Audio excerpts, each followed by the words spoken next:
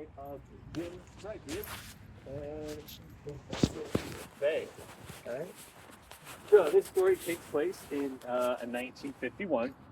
Jim Fredericks was a city council member here in the Scottsdale City Hall.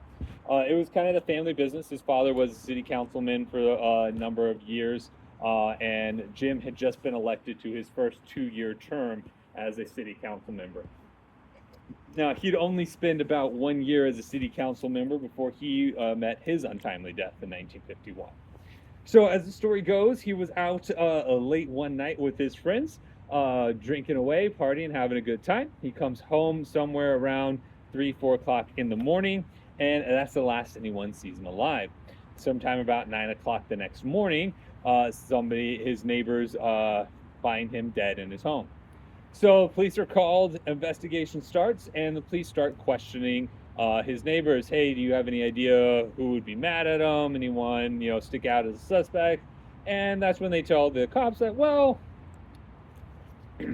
Jim was a ladies' man. He had a lot of girlfriends. And the problem is that most of these girlfriends had husbands. Mm-hmm. So they go, okay, well, who was the latest one? Who was he dating at the time? And that's when they tell him, his next door neighbor, Fay, was having an affair with him. So they go, okay, well, then, all right. So they get on the police radio and they say, hey, we need to put out a bulletin for Fay. She's, probably one of the last people that saw Jim Fredericks alive. To which they get an immediate reply, yeah, we have Fay right here. She's dead. We found her body this morning, in her car, overturned in the canal about a couple of blocks north of from where Jim was found. So now Jim and Fay are both found dead on the same day. The number one suspect is Fay's husband, William. So they put out a bulletin for him. They find him not too long afterwards. And in his car, they find a gun that is the same caliber that was used to kill Jim. Jim had been shot in the head. So they've got a little bit of evidence that connects him to Jim's murder. But this is 1951. There's no fancy forensics. There's no way to definitively say that that is the gun that killed Jim. Just that it could be the murder weapon. Mm-hmm. But they still think that they've got enough evidence, so they put William on trial. And William's defense throughout his trial is, why are you looking at me? Jim slept with a lot of people's wives, and they all probably wanted to see him dead. I can't be your only suspect. So with that, the jury actually finds William not guilty. They think it's enough to, have reasonable doubt. Now, after the trial's over, at the steps of the courthouse, William gives a brief interview to the local newspaper, and he does not act like a man who has just lost his wife. Instead of talking about, I want to see, Fay's murderer brought to justice, I hope the police continue to investigate this. No. He doesn't say anything like that. What he says is, I hope everyone will come on down to my camera store tomorrow. There's going to be a huge blowout sale. Everything will be half off. Deals you cannot miss. Please come on down. Spends his entire time talking about his shop. So, of course, this makes him look incredibly guilty, but he's already been found not guilty, so nothing anyone can do. Now, everyone's going to gossip, about him. Oh, there's William, the murderer. But other than that, he gets away scot-free, doesn't really have to pay for his crimes. Now, first story I got concerns a girl named Meredith. She was a secretary here at the City Hall, and this comes from the early 90s. Now, every day she'd park her car in the parking lot there and make the short walk from the parking lot to the front of the City Hall here. Right. And every day she said she felt a presence. She said that every time she got out of the car, she felt there was some sort of presence kind of hovering above her and following her as she made the walk from there to there. Now, she said it was not hunting her. It was not evil or malicious or anything like that. She said it was fairly benign, but she felt that there was always something watching her as she made that short trip. Mm-hmm. Now, she got to the point where she said hello to this presence every day.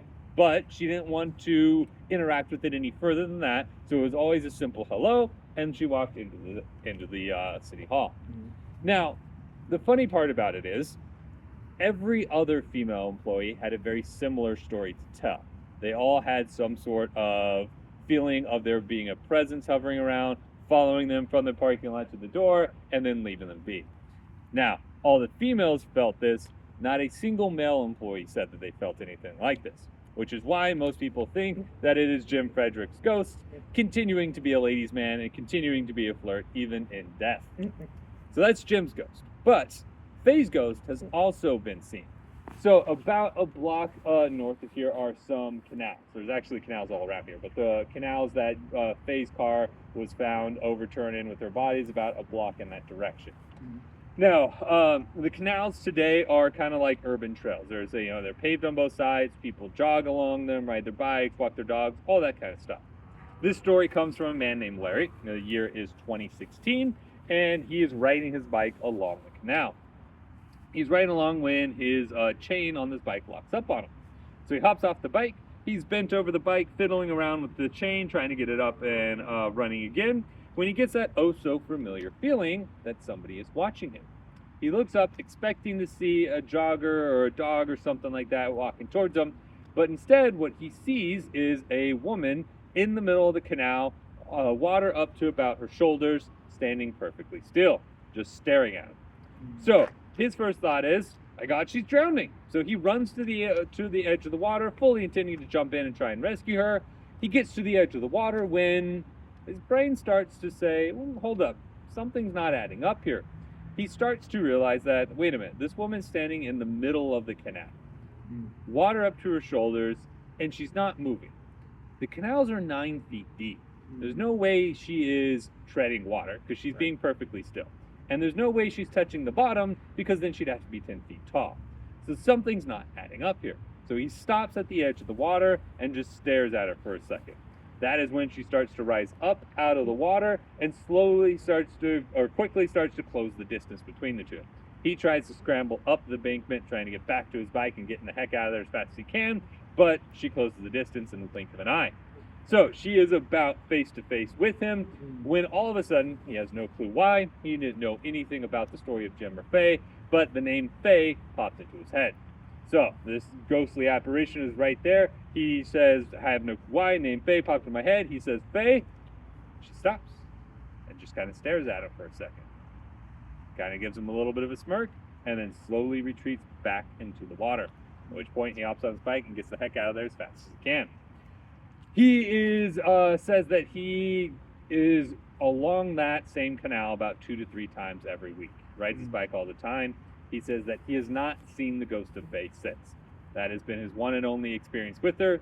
He has no clue why the name Fay popped in his head. He had never heard the story of Jim or Fay or the murders or anything like that, but for whatever reason, he said the name Fay popped into my head, and that was his reaction to it. So that is Fay's ghost. So both Jim and Fay's ghost have been seen in this area. Jim's right here by City Hall. Fay, not far from here. All right. All right, there you go. There's Scott.